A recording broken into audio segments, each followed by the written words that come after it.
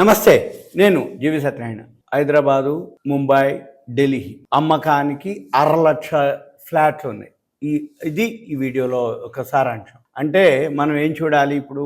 Real estate సెక్టార్లో ఏమేమి ఉన్నాయి, ఎందుకు ఉన్నాయి, ల్యాండ్ బ్యాంక్ ఏంది, ఏ షేర్లు అనే దాని మీద మీకు ఇప్పుడు ఎక్స్ప్లెనేషన్. ఎప్పుడైతే ఈ రియల్ ఎస్టేట్ సుమారుగా ఎలక్షన్స్ ముందు నుంచి ఆగిపోవటం జరిగింది. ఇన్వెంటరీస్ అంటారు, నిల్వలు ఎక్కువ అవ్వటం, డిమాండ్ తగ్గటం, సప్లై పెరగటం, ధర పడిపోవటం. ఈ ధర పడిపోయింది ఏదైతే ఉందో నిల్వలు అంటే ఇన్వెంటరీస్ ఎప్పుడైతే ఎక్కువ ఉన్నాయో, ఈ ఇన్వెంటరీస్ నిల్వలు ఏవైతే ఉన్నాయో అవి ఏ ఊళ్ళో ఉన్నాయి, ఎక్కడున్నాయి, ఏ సిటీలో ఉన్నాయి, ఎంతలో ఉన్నాయి అనేది చూద్దాము. అయితే ఇప్పుడు ప్రజెంట్ రియల్ ఎస్టేట్ మార్కెట్లో ఉన్న మన దగ్గర ఉన్న డేటా ప్రకారం, సర్వే ప్రకారం ఈ 1,00,000కు పైగా ఇళ్ళు అమ్మకానికి ఉన్నట్లుగా ఇన్ఫర్మేషన్. అయితే నిర్మాణంలో ఉన్నటువంటివి, నిర్మాణం పూర్తయిపోయి అమ్మకం కానటువంటివి, వాటిని ఇన్వెంటరీస్ అంటారు. 54,458 యూనిట్లుగా ఉన్నట్టు Knight Frank India 2025 half yearly report ఒకటి అనౌన్స్ చేయడం జరిగింది. వాళ్ళు నివేదిక వెల్లడించడం జరిగింది. ఆ నివేదిక ఏదైతే పోలిస్తే పోయిన సంవత్సరంతో అంటే నిల్వలు, ఇన్వెంటరీ అనమాట, ఇన్వెంటరీ అంటే నిల్వలు ఎన్ని ఉన్నాయి అనేది తెలుపుతుంది. అది 11% పెరిగిందని ఈ డేటా అనమాట. అయితే వీటి ఏదైతే విక్రయానికి దాదాపుగా 6 త్రైమాసికాలు అంటే 6 3 18 త్రైమాసికం అంటే 3 నెలలు, 6 త్రైమాసికాలు పడుతుందంటే అంటే 18 నెలలు పడుతుంది ఇవన్నీ క్లియర్ అవ్వటానికి. అంటే నియర్లీ 1.5 ఇయర్ పడుతుంది. ఇప్పుడు 2025 మధ్యలోను 25 అయిపోవాలి, 26 అయిపోయే టైంకి అప్పటి వరకు ఇవన్నీ కూడా అమ్మకాలు జరుగుతాయని వాళ్ళు తెలపడం జరిగింది. దేశం మొత్తం మీద 5 లక్షల పైన ఇళ్ళున్నాయి అమ్మకానికి అనేది దేశవ్యాప్తంగా, అంటే అమ్ముడుపోయినటువంటివి ఉంటే అందులో అత్యధికంగా 1.6 లక్షల ఏవైతే ఉన్నాయో అవి ఒక్క ముంబైలోనే ఉండటం జరిగింది. అయితే దాంతో పోలిస్తే అంటే పోయిన సంవత్సరానికంటే కొంచెం ఇన్వెంటరీ తగ్గింది. అది బొంబాయిలో మాత్రం. మళ్ళీ ఢిల్లీలో కూడా 1,00,000 దాకా ఉన్నాయి అమ్మకాలు. ఇకపోతే బెంగళూరు, హైదరాబాదు 1,00,000కు పైగానే ఇళ్ళున్నాయి అమ్మకానికి. అయితే పూర్తి అయినటువంటి ఇళ్ళు ఏవైతే అమ్మకానికి ఉన్నాయో ఢిల్లీలో ఎక్కువ రోజులు పడుతుంది సేల్ చేయడానికి. అయితే ఢిల్లీలో అమ్మకాలు మొత్తం కంప్లీట్ కావాలంటే 7.4 త్రైమాసికాలు అంటే 22 నెలలు అంటే 7.4 అంటే 7 3 21 అదొకటి అంటే సుమారుగా 21 3 7 3 21 అంటే 12 నెలలు సంవత్సరానికి. అంటే నియర్లీ 2 ఇయర్స్ పడుతుంది ఢిల్లీలో అవటానికి, 2 ఏళ్ళు పడుతుంది. అహ్మదాబాద్ అయితే సేమ్ ఇదే పరిస్థితి ఉంది.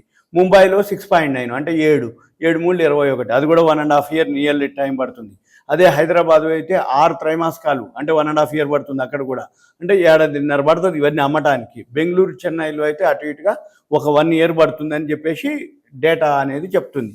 అయితే ఏవైతే ధరల్లో వ్యత్యాసం ఉందో ఈ 5 నుంచి 10 కోట్ల మధ్యలో ఏవైతే ఇళ్ళు ఉన్నాయో అవి అత్యల్పంగా 3 త్రైమాసికాలు అంటే 9-10 నెలలు టైం పడుతుంది. 2.5 కోట్లు విలువ చేసే ఈ ఎసెట్స్ అయితే 4 త్రైమాసికాలు 1 ఇయర్లో అయిపోతుంది అనేది వాళ్ళ యొక్క డేటా ప్రకారం నివేదిక అనమాట. అయితే 50 లక్షల లోపు ధరలు అనమాట, అంటే 50 లక్షల రూపాయల లోపు ఉన్నటువంటి మాత్రం 2 ఏళ్ళు పడుతుంది అనేది అనమాట. 50 లక్షల నుంచి కోటి అయ్యేది మాత్రం 1 ఇయర్ 3 months అట్లా టైం పడుతుంది అమ్మటానికి అనేది అనమాట. ఇవన్నీ కూడా డేటా ఇవ్వటం జరిగింది. అయితే దీన్ని బట్టి ఏం జరుగుతుంది అంటే ఇవన్నీ కూడా ఇన్వెంటరీస్ ఎప్పుడైనా కానీ ఒకప్పటికి ఇప్పటికీ తేడా ఎక్కడొస్తుంది అంటే ఉదాహరణకి కోకాపేటలో 100 కోట్లకి ఎకరం కొనడం జరిగింది డీల్. జరిగి కూడా చాలా 1.5 2 years అవుతుంది నియర్లీ. ఎప్పుడైతే ఈ టైం జరుగుతుందో అక్కడ 30 40 50 60 ఇట్లా ఫ్లోర్లు అనమాట. అంటే అంత విలువ రావాలి అంటే ఎన్ని ఎక్కువ ఫ్లోర్లు కట్టగలిగితే తప్ప వాళ్ళకి అంత రిటర్న్స్ రావు అనమాట. అందుకని వాళ్ళు ఎక్కువ ఫ్లోర్లు కట్టినప్పుడు ఆటోమేటిక్గా ఇవి ఏవైతే ఉన్నాయో వాల్యూ పెరగటం, కొనేవాళ్ళు అంటే ఉన్న వాళ్ళకంటే కొనే వాళ్ళకంటే కట్టుబడి అంటే ఇన్వెంటరీస్ అవే నిల్వలు అనమాట. అంటే సప్లై ఎక్కువ ఉంది, డిమాండ్ తక్కువ ఉంది. ఈ లోపల ఎలక్షన్స్ కావటం, ఎలక్షన్స్ నుంచి రియల్ ఎస్టేట్ కొంచెం పడిపోవటం, గవర్నమెంట్లు చేంజ్ అవ్వటం, ఈ గవర్నమెంట్ చేంజ్ అయ్యేటప్పటికి రియల్ ఎస్టేట్ మీద కొంచెం మనకొడిగి ఉండటం, ఇవన్నీ అవటానికి ఎప్పుడైతే ఇవి స్టార్ట్ అయిపోతుందో కన్స్ట్రక్షన్ అవి అలానే కంటిన్యూ అవుతాయి. ఎందుకంటే మధ్యలో ఆపితే కన్స్ట్రక్షన్ కాస్ట్ పెరుగుతుంది. మళ్ళీ తర్వాత ఈ మిగిలినవి కూడా కంప్లీట్ కాదు. కాబట్టి వాళ్ళకి ప్రాజెక్ట్ ఏదైతే ఉందో వాళ్ళకి ప్రాజెక్ట్ కంప్లీట్ చేయాల్సిందే. కాకపోతే సెల్ చేయడం అనేది టైం తీసుకుంటుంది, 1 ఇయర్, 1.5 ఇయర్, 2 ఇయర్స్.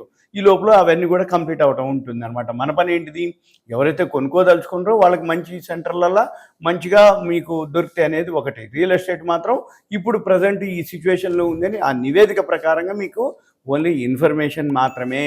మీరు ఎవరైతే ఉన్నారో దీని గురించి తెలుసుకోదలుచుకుంటే, కొనుక్కోదలుచుకున్నా, రియల్ ఎస్టేట్కి సంబంధించిన షేర్లు కానీ, రియల్ ఎస్టేట్కి సంబంధించిన ల్యాండ్ బ్యాంక్ అంటాం. ఈ ల్యాండ్ బ్యాంక్ ఏ కంపెనీలో ఎంత ఉంది, ఎలా ఉంది, అవి ప్రాఫిట్ లాస్ ఎలా ఉంది, ఏ కంపెనీలు సేల్స్ జరుగుతున్నాయి, ఏ కంపెనీలు అమ్మలేకపోతున్నాయి, ఇవన్నీ కూడా మనం చూసుకోవచ్చు. ఇవన్నీ కూడా దీనికి ఒక మ్యూచువల్ ఫండ్ ఉంది, దీనికి ఈటీఎఫ్లు ఉన్నాయి, దీంట్లో ఏవైతే రియల్ ఎస్టేట్కి సంబంధించిన సెక్టార్ ఉంటుంది అవి కూడా ఇప్పుడు ఏవైతే ఉన్నాయో మనం ఎక్కడ ఇన్వెస్ట్ చేయాలి, ఎప్పుడు ఇన్వెస్ట్ చేయాలి, ఎలా ఇన్వెస్ట్ చేయాలి, అవన్నీ కూడా గ్రాఫ్లు ఉంటాయి. ఇవన్నీ మనం అబ్జర్వ్ చేయొచ్చు. ఇంకా దీనికి సంబంధించి మీకు ఏదైనా ఇన్ఫర్మేషన్ కావాలంటే దయచేసి కాల్ చేయవద్దు. మీ పేరు, ఏరియా, వాట్సాప్ మెసేజ్ పెట్టి దాన్ని బట్టి మనం ప్లాన్ చేయొచ్చు. ఓకే, ఉంటా. Thank you. సెలవు.